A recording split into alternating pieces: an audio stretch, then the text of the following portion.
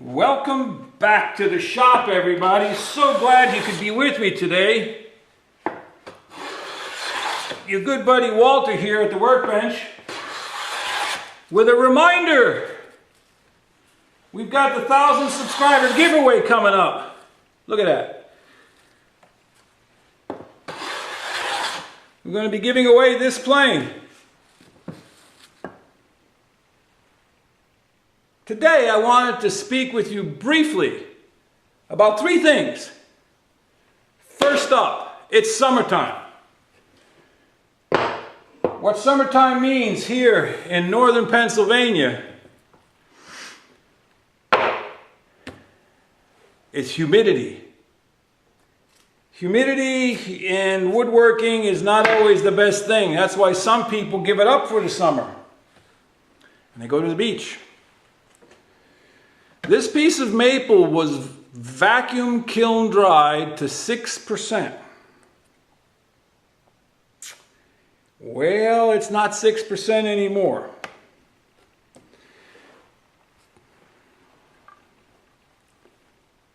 %12.1%. Okay, it says 12.2 here, but by the time I get it to the camera, it may move. 11.3.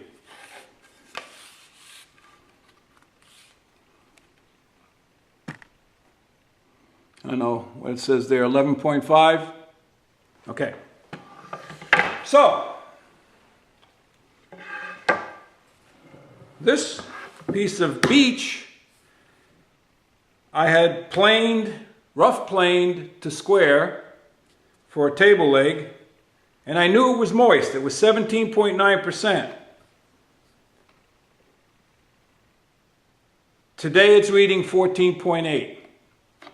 Okay,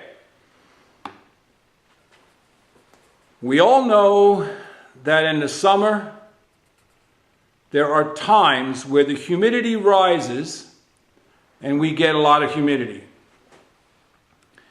And wood, even though it has been cut off at the stump and it is dead, it is no longer living, it is still hydroscopic.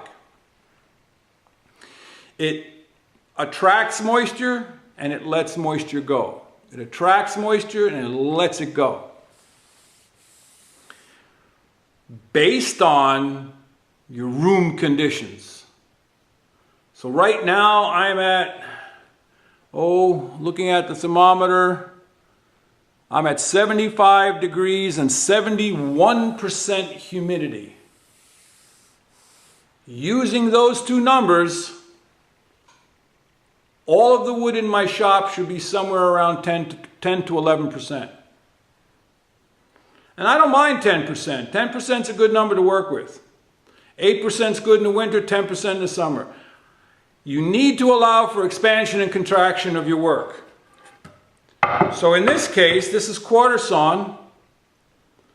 This is more stable, but it is maple. Maple moves a lot. So I'm surprised that some people use it as a workbench.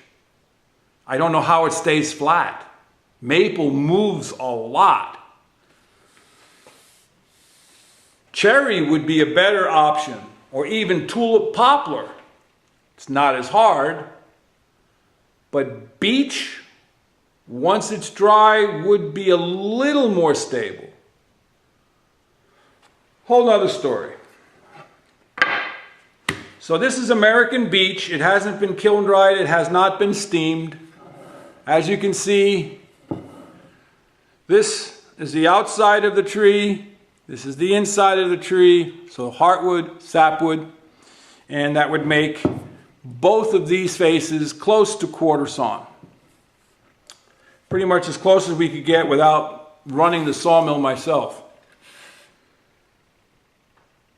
I could build with this right now at 14% if I can allow for shrinkage. But I'm going to wait with some of my projects with this thicker material till we get into heating season. in the fall. In the fall, as the dampness starts to come out of the air and we get our first few frosts, the heat will kick on, and then I can control from that point on for about 6 months. I can control the humidity in the shop with how much heat I put in the shop. That's what drives out the humidity. So, when you're designing your work, we all love the look of quarter sawn or curly, bird's eye, flame figure, all these different wild grains that we see. We all love that. But here's a tip. If you're building a one-of-a-kind piece and it's got one door and one drawer or a couple of drawers, and you've got some legs or some other superstructure, you want the visible fronts of the doors, the legs, the frame to be vertical grain, rift sawn. You want as little figure in as possible, as straight and as clear of a grain. Why? Because then it gives you an option to take the drawer fronts, the door frame panel, and then maybe some other accent trim, and add figure, add a different color, add burls, something that's going to really make that stand out. Just my opinion, but you use rift grain material for leg stock so that the grain is going diagonal from point to point. Okay? And that'll give you all vertical grain all the way around for square legs or tapered legs. And it'd be very, how shall I say it, less distracting. Use your quarter sawn grain for maybe a tabletop. Use your quarter sawn grain in a front, drawer front, door panel, book matched. Even if you had to slice this into 4 veneers and veneer it to a piece of MDF and then veneer the other side with something plain. Use your attractive woods where it matters. But always remember, summertime means higher moisture. Summertime means tighter fitting joinery, panels, drawers. You make your drawers fit as snug as you dare in the summer, because by winter they'll be pulling out. There'll be no snugness about them. They'll dry right out. And then if you have the ability to go back to that piece of furniture in the winter and give it a fresh polishing or an extra coat of oil or shellac or even just a waxing, then you can help seal that wood so it won't pick up as much moisture again comes the next season. So that's about it on that. Now, as to the plane giveaway, back to the 1,000 subscriber giveaway. The first postcards are here, and my post office box actually worked. The key worked and everything. Here we've got the Queen Anne style courthouse from Barry County Court. Look at that. Barry County. And here we've got the Loveless Motel. Whoops, dropped one. The Loveless Motel and Cafe in Nashville, Tennessee. Coming to you today from downtown Burbank, California. The heart of the entertainment industry. This one here came from Well, it's postmarked Milwaukee, Wisconsin. And it's from the Museum of Fine Arts in Boston, but it came from Milwaukee, Wisconsin. So you see, there's all sorts of ways to get me a postcard from anywhere in the world. And we see we dropped one here. I like this one. This is the Morgan Opera House in Aurora, New York. I'm trying something new here, bear with me.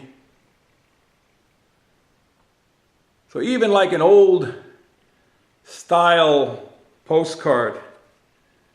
But if you want to win this plane, you need to send me a postcard. We're way past 1,000 subscribers now, and we're going to run this contest to the end of July, first week of August. And then we'll pull one name from the list of postcards that were mailed in. The address will be in the description below.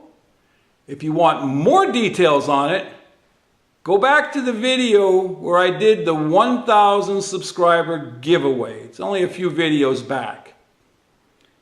So that's about it for today. Not a lot of technique or tips in the workshop. I try to tell you a little something about wood or wood movement. If you don't have a moisture meter, get one. Even if all you do is take a board, it can be any board, check the moisture on it today, hang it up in your workshop. Use that same moisture meter every 3 months, check the moisture. Write it on the board. After a period of about a year or two, you'll have an idea. You can even measure the board too, the width of the board. And is it flat sawn, is it quarter sawn? And see how much it moves, how much it actually expands. Or maybe it goes concave or convex or twists. Write notes on that board about what you observe. Don't plane it, don't change it after you've set it up for the first time. And after a period of time, you'll have a history of what your workshop is like from one season to the next. And who knows? Some people may have it right. Maybe between, what is it, Memorial Day and Labor Day, maybe we should be at the beach. Hey, that's all for tonight. Your good friend Walter saying goodbye. Head out to your shop. Make some shavings. But not before you send me a postcard. Walter out.